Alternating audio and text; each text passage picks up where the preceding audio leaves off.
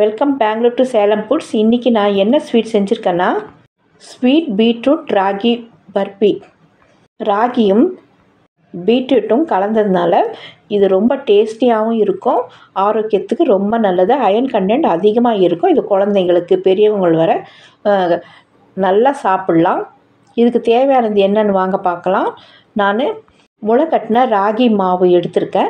இது காப்பியாஸ் village kitchen சேனல்லேருந்து வாங்கினது. அவங்க முளைக்கட்டின ராகியை பார்சல் பண்ணாங்க. அதில் தான் நான் இன்றைக்கி ஸ்வீட் செய்ய போகிறேன். இது வந்து அரை கப்பு வந்து ரவை எடுத்துட்டேன். சிரோட்டி ரவை தான் எடுத்திருக்கேன். இப்போ பீட்ரூட் எடுத்திருக்கேன். இந்த அளவு பீட்ரூட் எடுத்தால் போதும். நிறைய பேருக்கு ரத்த சோகை வரும். அப்போ வந்து இந்த பீட்ரூட் சாப்பிட்லாம். இந்த ரெசிபி கூட செஞ்சு சாப்பிட்லாங்க. இதை நான் கட் பண்ணிவிட்டு ஜூஸ் எடுத்துக்க போகிறேன். பெங்களூர் டு சேலம் ஃபுட் சேனலுக்கு ஒரு சப்ஸ்கிரைப் பண்ணிவிட்டு ஒரு லைக் கொடுங்க. இப்போ நான் பீட்ரூட்டை கட் பண்ணிவிட்டு மிக்ஸி ஜாரில் சேர்த்து நல்லா அரைச்சிக்க போகிறேன். நைஸாக அரைச்சிக்கணும். கொஞ்சம் தண்ணி விட்டு நான் அரைச்சிக்கிறேன். இப்போ அதை அரைச்சதை வந்து வடிகட்டிக்கலாம். நம்ம வடிகட்டின இந்த திப்பியெல்லாம் கூட ரசத்தில் கூட நம்ம கலந்துக்கலாம். அது வேஸ்ட் பண்ணணும்னு அவசியமே இல்லை. இல்லாட்டி சப்பாத்தி செய்யும்போது அந்த மாவில் கூட மிக்ஸ் பண்ணிக்கலாம். இப்போ பாருங்கள், ஜூஸ் ரெடி பண்ணிக்கிட்டேன். இந்த ஜூஸ் ராகியில் சேரும்போது அதீத சக்தி நமக்கு கிடைக்கும். இதில் வெல்லமும் நாம் சேர்த்துறதுனால நமக்கு இது ரொம்ப ஹெல்த்தியான ஒரு ஸ்வீட் தான். இப்போது நான் 1 ஸ்பூன் அளவு நெய் வானலியில் ஊற்றிக்கிறேன். இப்போ ரவையை அரை கப்பு ரவையை இதில் நான் வறுத்துக்க போகிறேன். இது சிறிதளவு வறுபட்ட பிறகு நான் ராகி மாவையும் வறுத்துக்கிறேன். அதுவும் நல்லா வாசனை வர வரைக்கும் வறுத்துக்கணும்.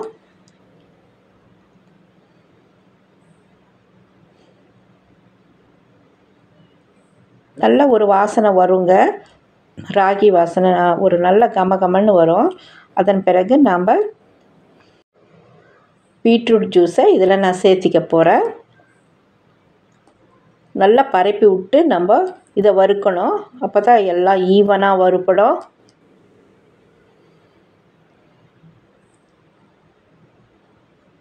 பீட்ரூட் ஜூஸை நல்லா கலந்து விட்டுடலாம். கலந்து விட்டுட்டு உடனே நாம் வெல்லத்தையும் கலந்து விட்டுடலாம். நான் நாட்டு வெல்லம் தான் இதில் சேர்த்த போகிறேன். அதில் கல் எதுவுமே இருக்காது. சாதாரண வெல்லமாக இருந்தால் நீங்கள் கொதிக்க வச்சு வடிகட்டி இதில் ஊற்றிக்கலாம்.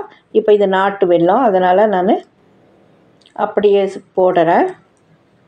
இது நல்லா கலந்து விட்டுட்டு அதன் பிறகு இதுக்கு தேவையான அளவு 1 கிளாஸ் அளவு தண்ணி ஊற்றலாம். 1 கிளாஸ் 1.5 கிளாஸ் அளவு கூட தண்ணி ஊற்றலாங்க. இப்போ நல்லா கலந்து விட்டுட்ட பிறகு தான் நான் தண்ணி ஊற்றுறேன்.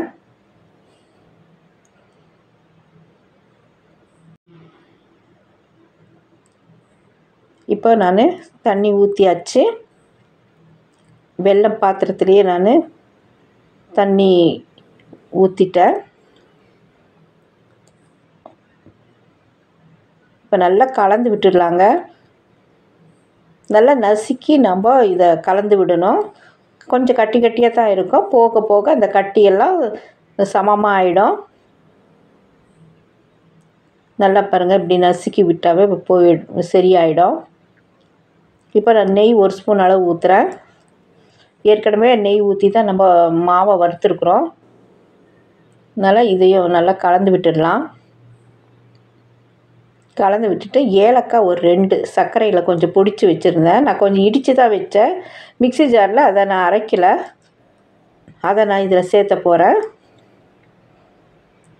இதில் கலந்து விட்டுட்டு ஏலக்காயும் நான் சேர்த்துறேன்.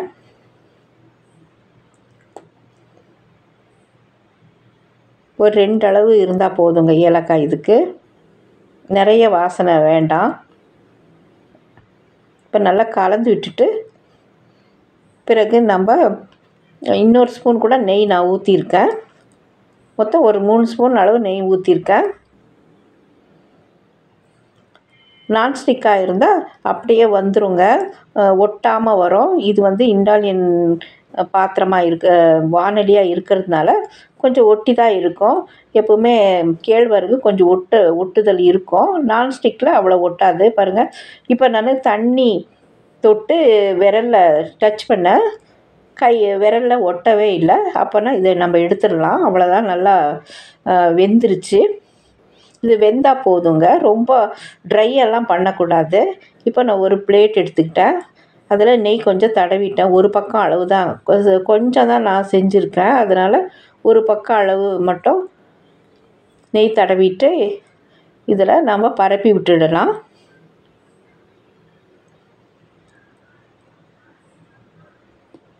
இந்த அளவு கெட்டியாக இருந்தால் போதுங்க, இன்னும் நம்ம ட்ரை பண்ணக்கூடாது. இது சாஃப்டாக தான் இருக்கும், கேக் மாதிரி சாஃப்டாக தான் இருக்கும். இப்போ நல்லா நான் பரப்பி விட்டுற போகிறேன்.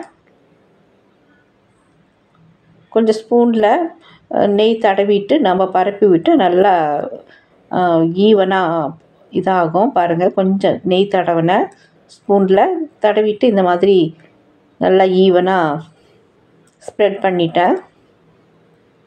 அவ்வளோதாங்க. கொஞ்சம் நேரம் கழித்து நம்ம கட் பண்ணிடலாம். 1 hour கழித்து கூட கட் பண்ணலாங்க.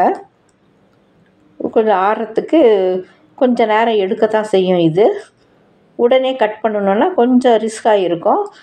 1 hourனால் கொஞ்சம் ஈஸியாக வந்துடும். எப்போவுமே நீங்கள் 1 hour கழித்து கட் பண்ணுங்கள். இப்போ நான் வந்து 2 கோடு மட்டும் போட்டேன். இப்போ நம்ம குறுக்க ஒரு கோடு போட்டு பீஸாக கட் பண்ணிடலாம். நமக்கு என்ன ஷேப் வேணுமோ அந்த ஷேப்பில் கூட நம்ம கட் பண்ணிக்கலாம். அவ்வளோதாங்க. முந்திரி நான் அது மேலே வச்சு ப்ரெசன்டேஷனுக்கு வச்சுருக்கேன். பாருங்கள் என்ன கலர்ஃபுல்லாக இருக்குது. இது மாதிரி நீங்களும் ட்ரை பண்ணி பாருங்கள். குழந்தைங்களுக்கு இது கண்டிப்பாக கொடுக்கணும், எல்லோருமே சாப்பிட்லாம். வெல்லமும் கலந்து இருக்கிறதுனால நமக்கு நிறைய பெனிஃபிட் இதில் கிடைக்கும். பெங்களூர் டு சேலம் ஃபுட் சேனலுக்கு ஒரு சப்ஸ்கிரைப் பண்ணிவிட்டு ஒரு லைக் கொடுங்க.